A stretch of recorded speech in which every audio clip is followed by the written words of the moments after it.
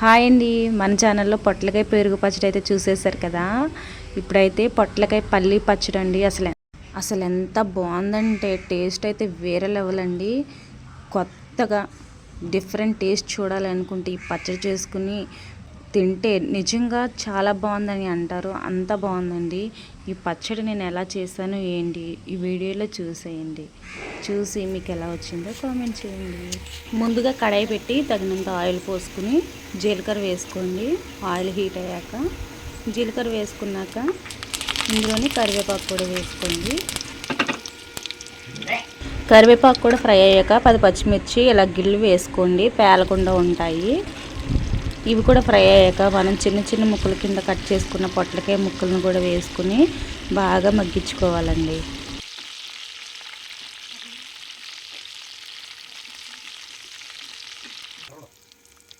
పచ్చిమిరపకాయలు ఫ్రై అయినాయి కదండి, పొట్లకాయ ముక్కలు వేసేసుకున్నాము. ఇప్పుడు మూత పెట్టుకుని మగ్గించుకుందాము. మధ్య మధ్యలో కలుపుతూ ఉండాలండి. ఒకసారి మూత తీసి చూద్దాము, బాగా మగ్గిపోయి ఉంటాయి. చూడండి, ఇలా వాటర్ అయితే పైకి తేలింది కదా, ఈ వాటర్ అంతా ఎగిరిపోయేంత వరకు మగ్గించుకోవాలండి. అప్పుడు మనకి మెత్తగా ఉడుకుతుంది పొట్లకాయ ముక్క.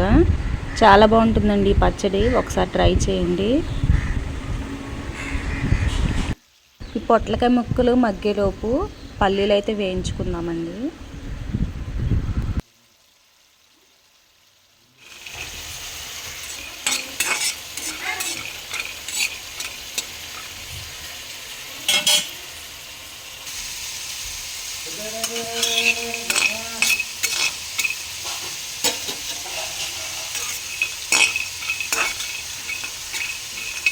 పల్లీలు అయితే ఫ్రై అయిపోయినాయండి. వీటిని పక్కకు తీసేసుకుని పొట్టు చేసుకుందాము.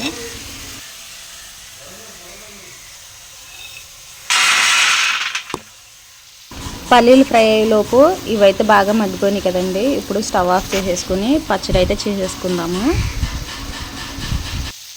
పొట్లకాయ ముక్కలు మగ్గిని లేదో తెలియడం కోసం ఇలా నూనె అయితే పైకి తేలుతుందండి. మీకు చూస్తున్నారు కదా, ఇలా నూనె పైకి తేలితే మనకి పొట్లకాయ ముక్క పూర్తిగా మగ్గిపోయినట్టు.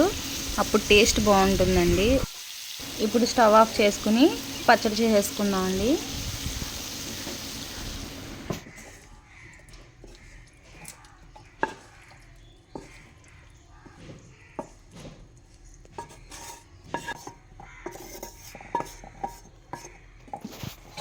పొట్లకాయ ముక్కలు వేసుకున్నాక పల్లీలు కూడా వేసుకోండి. అలాగే ఒక 5-6 వెల్లుల్లి రెబ్బలు, అలాగే ఇందులో కళ్ళుప్పు అయితే బాగుంటుందండి. కళ్ళుప్పు ఉంటే కళ్ళుప్పు వేసుకోండి, లేదంటే సాల్ట్ వేసుకోండి. అలాగే నిమ్మకాయ సైజ్ అంతా చింతపండుని వేసుకోండి. వేసుకొని ఇప్పుడు మిక్సీ పట్టేసుకుందాము. చూడండి, పచ్చడి అయితే ఇలా మిక్సీ పట్టేసుకున్నాం కదా. ఇప్పుడు ఇందులో ఉప్పు సరిపోకపోతే ఉప్పు వేసుకోండి. ఈ పచ్చడిని అయితే వేరే బౌల్లోకి తీసుకుందాము. తీసుకుని పోపు పెట్టుకుందాం. ముందుగా కడాయి పెట్టుకుని ఆయిల్ పోసుకుని అందులో చితకొట్టిన వెల్లుల్లి రెబ్బలు వేసుకుని ఫ్రై చేసుకోండి. ఈ ఫ్రై అయ్యాక తాలింపు సరుకులు వేసుకోండి.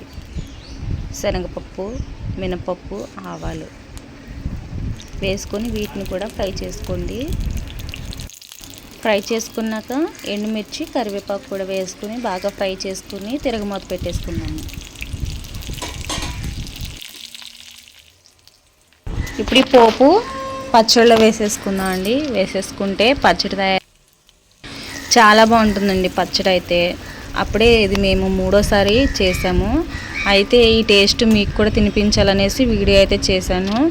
మీరు కూడా నేను చూపించిన విధంగా ట్రై చేయండి. ట్రై చేసి మీకు ఎలా వచ్చిందో నాకు కామెంట్ చేయండి. వీడియో నచ్చితే లైక్ చేయండి, షేర్ చేయండి, మన ఛానల్ని సబ్స్క్రైబ్ చేసుకోండి. ఇప్పుడైతే పచ్చడి టేస్ట్ ఎలా ఉందో తిని చెప్పేస్తాడు మా తమ్ముడు.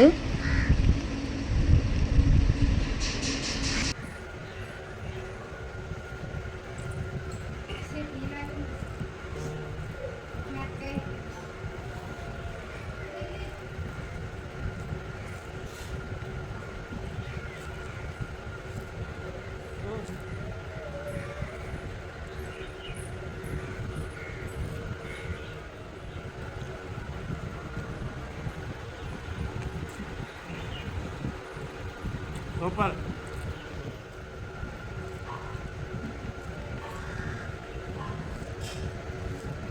అంతేనండి వీడియో. రేపు మరొక మంచి వీడియోతో మీ ముందుకు వస్తాను. Thank you.